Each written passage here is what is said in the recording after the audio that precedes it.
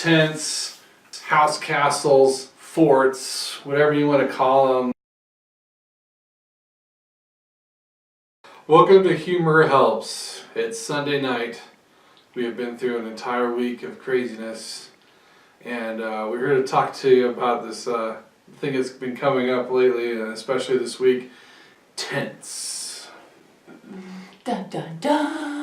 Because of the weather being so crappy and snowy and stuff, you can't go to the playgrounds or anything like that because... Not that they don't want to. They want to go to the playgrounds. We go and they slide down the slide and then they get a wet butt. And they're all cold like, let's go home. Why do we even come to the playground? Yeah. So I agree to have them make their tents inside the house. And every time they ask me, Landon, our 3-year-old, will be like, I'll clean it up afterwards. Because he knows that's the big fight every time. That's the big problem. But what's really frustrating is when somebody unexpectedly rings the doorbell and you have this massive blanket concoction and you're just like, should I clean it up really fast? Or should I just... That would be a feat. Yeah. Should I just open the door and just deal with it? So there's been a couple times where I open the door and I'm like, I'm not a hoarder or anything like that. This is my kid's tent, okay? My kid's tent. I'm a good mom. A lot. I'll come home from work some days and and I can tell that it was a hard day at home with the kids because I'll open the door and it doesn't open. and it's like, what is going on? You finally push it hard enough and you can barely look around the door and you can see that your child has used leftover string or an extension cord or something, and they tie it around the doorknob and they use that as a tension line to hold the blanket between the doorknob and a chair, and then they'll put heavy stuff on top of that to make sure it doesn't pull out. And they make these intricate tunnels, and then they go, oh, I got a kitchen over here and a bedroom over here, and they're always just rather impressive. Yep. And it's hard to get in there when they ask you, can you come read us a book in there? And you're like, oh, this is a great opportunity to read them a book in a tent, classic. I can't fit in there. I have to worm my way through the chair. We have to have lights when we're reading inside the tents, and so guess what they use? They use all the flashlights. All the flashlights. We have many flashlights. So many flashlights. Flashlights from birthdays, legit emergency flashlights that we keep in the drawer in the kitchen, in case the power goes out. And every time the power goes out, we're like, oh, it's okay, we've got flashlights. You pull them out, they're dead. Why? Because they have been on for 24 hours inside of one of our kids' tents. Yeah. We have these couches, which are great. They're beautiful white couches. Why we ever thought we could get away with keeping couches white with children is beyond me. But the cushions are really easy to make into a fort because they're rather square and they're actually quite rigid, and so they use them to lean the cushions up in different ways to make tunnels that lead into the house or into the tent.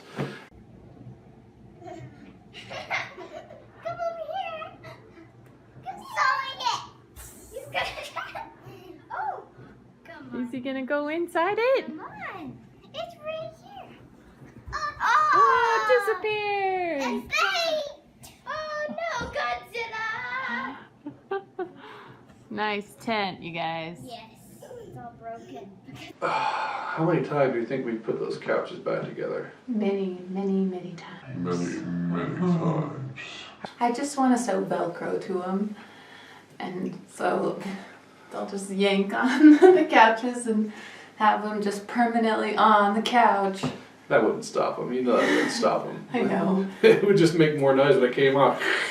They would use the Velcro for attaching blankets and stuff.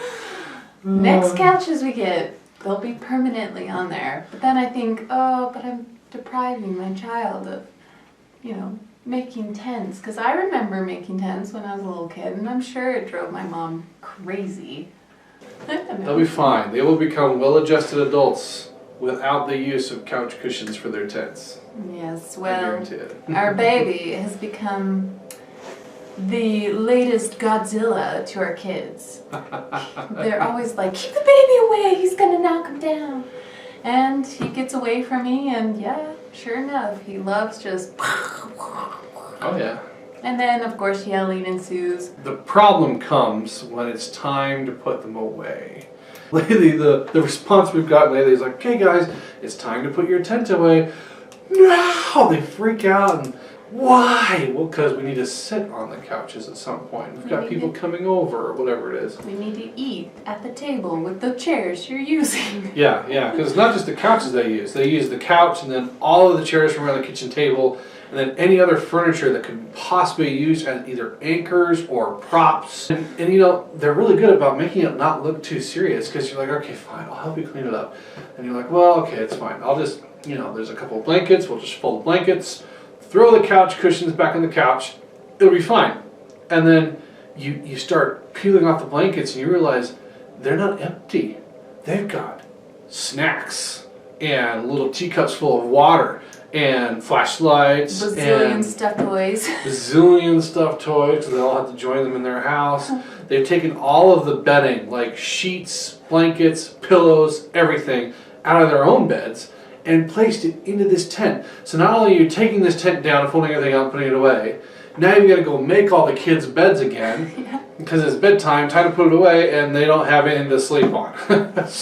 Yes, one rule with building tents, I always let them know, like you have to have a couple exits. So in case it falls down due to the baby Egress. or anything like that, they have to be able to escape because I don't want to like go in there and be like, oh, where's my child? Are you okay? She's got Oh my gosh. like international building codes for these tents. You must have at least one exit One per or two 24 exits. square feet. You gotta have egress for this structure or you'll be cited and fined.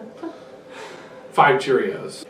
Anyhow, we're just super glad that our kids are creative enough to build something out of nothing. I mean, it's better than, I guess, than playing video games all day. So Yeah. it's hard not to be proud of them, but man, it's tough to clean up. And part of me just wishes they were old enough that they didn't do tents. But then I realized at that point is when they become teenagers. There's other problems that come with that. So I guess we'll take the tents and just enjoy them while we can. Take lots of pictures. But the next couch, sewn on cushions. Sewn on cushions. Thanks for listening to us and enjoying our Babble on. babbling about, tent making and kids. I hope this helps you out in your own parenting situation. Maybe give you some ideas of how to take things lighter and laugh about it. And As always, parenting is hard. Humor helps. Have a great night. Smiling at the camera. sorry, my contacts are dry on, so I'm like squinting. It's really late at night. We have to do this when the kids are asleep because they keep interrupting us.